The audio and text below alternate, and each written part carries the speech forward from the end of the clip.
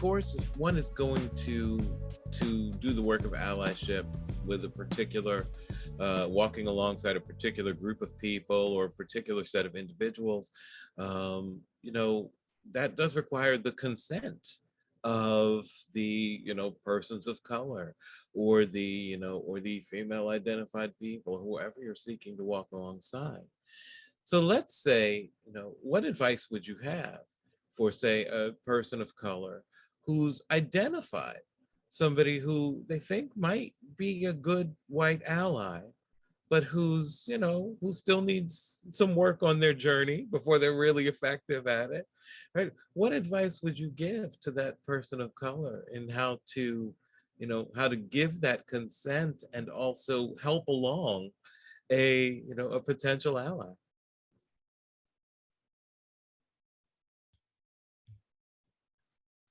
Well, two things come up. I love the question again, Cord. First of all, to continue to remind that potential ally that much of the work is happening within them, that much of it is just your own transformation, your own healing, your own growth. And secondly, to actually provide some real world guidance, like, hey, when, you know, when this is happening, that would be a good moment to pull someone aside and let them know after the meeting, hey, you know, you took up all the the air in the room, and I want to encourage you to look at that. Like, how do you call people in? And I'm not saying so much to put you know, a BIPOC person in a position of needing to teach, but just to give an example very specifically of like, here's what it would look like for you to show up in allyship with me. And I think that can be helpful, because then for those of us who are on the allyship journey, a lot of it is navigating the spots we can't see. And so what might be obvious to someone who's a BIPOC person in an organizational context may be completely invisible to us in a way that's almost shocking to discover for that person. And so just to break it down to basics, but also to encourage that internal self-reflection and self-awareness as a central ongoing feature of the work is kind of what I would say. Thank you for that, Dan. And Lesley, do you have any words on this? Well, what comes to mind, I'm thinking about working with, like, helping people be better allies. One of the things that has been harder for me is doing work with white men.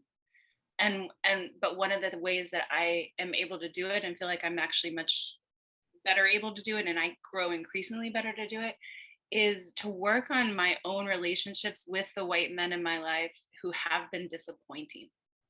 And what that means is the more that I can do to process that, the more, you know, certainly with therapy, I have a very strong meditation practice. I do all these kinds of things to process that and to identify where their own pain was, right? That prevented them from being able to show up, looking at their own process of dehumanization. What it does is it just allows me to show up with a little bit more calm and grace, even for the men that I'm working with, particularly the white men I'm working with, who are trying. Like, people, when people come to us, like, they're trying. We're not really trying, like, out there trying to convince you know, people who are really overtly racist, but who are trying. But, you know, the more that it allows me to see, you know, what these barriers were for the men in my life who I felt like were really disappointing and weren't able to show up in the ways that they did. So I'm offering that as an example of how to invite somebody to be a better ally.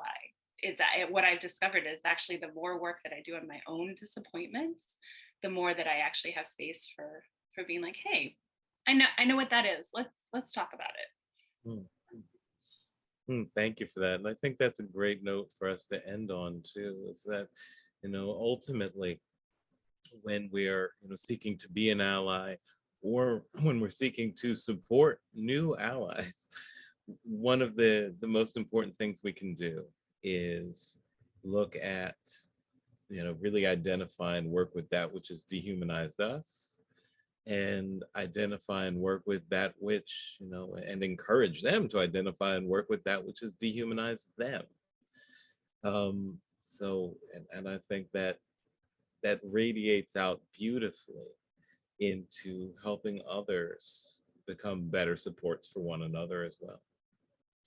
So thank you both so much for this, and thank you all who've joined us. If you're watching the recording, thank you very much for being with us today, and feel free to get in touch with us at sagelycreative.com. And have a great day, everyone.